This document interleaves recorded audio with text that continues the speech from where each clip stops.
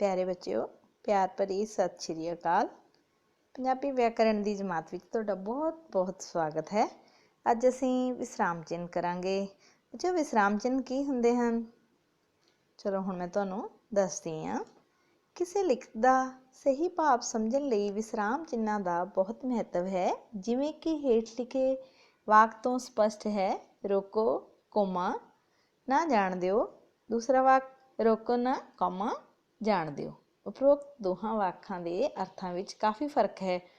पहले वाक विच तां रोकण वास्ते कहा गया है, परंतु दूजे वाक विच ना रोकण वास्ते कहा गया है। ये सिर्फ एक छोटे जिहे चिन्ह कॉमा दा कमाल है। विसराम चिन्ह राहीं असीं अपने विचार दूजे अगे सही ते स्पष्ट ढंग नाल पेश कर सकते हां। विसराम चिन्ह की परिभाषा है बच्चों, वाकां दे विच थोड़ी देर लई रुकण दा संकेत करन वाले चिन्हां नूं विसराम चिन्ह आखदे हन। चलो हुण असीं अगे विसराम चिन्ह किहड़े-किहड़े हन उन्हां बारे पूरी तरह व्याख्या करांगे। डंडी, ये चिन्ह वाक दे संपूर्ण होण ते लाया जांदा है। जिवें असीं सारे भैण भरा पास हो गए हाँ तो बाद डंडी लगनी है। कामा, शब्दां नूं वरतन वेले थोड़े ठहराव लई कामां दी वरतों कीती जांदी है। जिवें जंगल विच भेडां कामा बकरियां कामा मੱਝਾਂ ते गावां चर रहीਆਂ ਹਨ।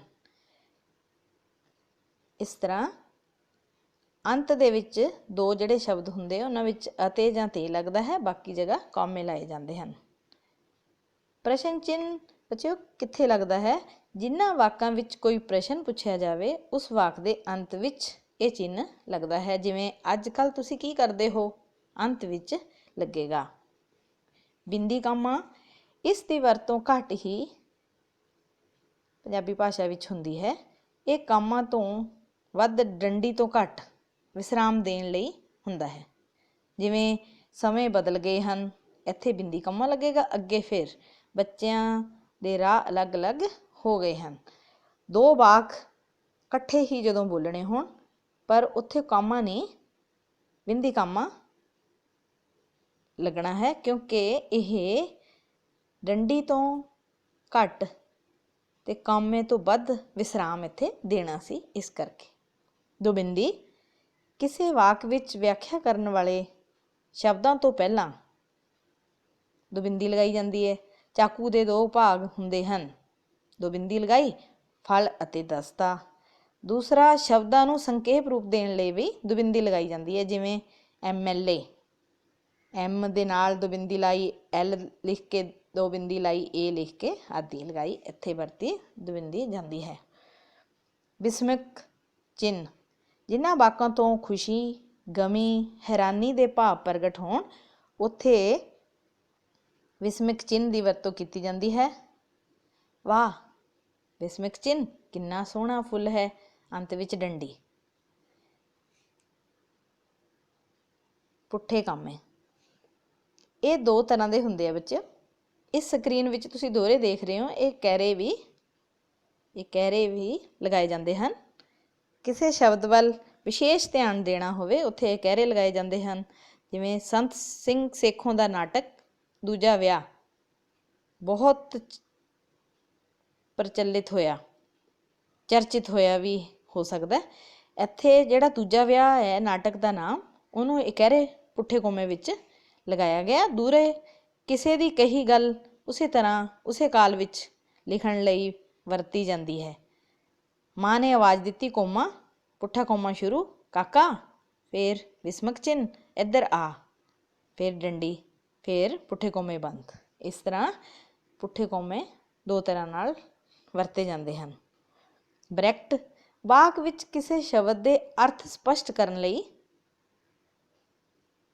गीता हर समय सियाणप ब्रैकट पा के उस विच अकल पा के तो कम लैंदी है। सियाणप का जो अर्थ लिखना है उन्होंने अकल नूं ब्रैकट विच पाया जाएगा।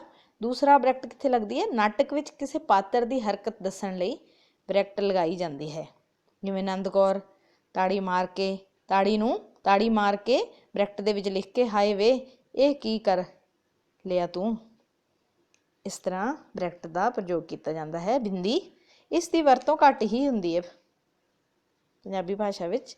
ਇਹ ਅੰਕਾਂ ਦੇ ਪਿੱਛੇ ਲਿਖੀਆਂ ਡਿਗਰੀਆਂ ਜਾਂ ਖਿਤਾਬ ਜੋ ਮਿਲਦੇ ਹਨ ਉਹਨਾਂ ਦੇ ਪਿੱਛੇ ਲਗਾਈ ਜਾਂਦੀ ਹੈ।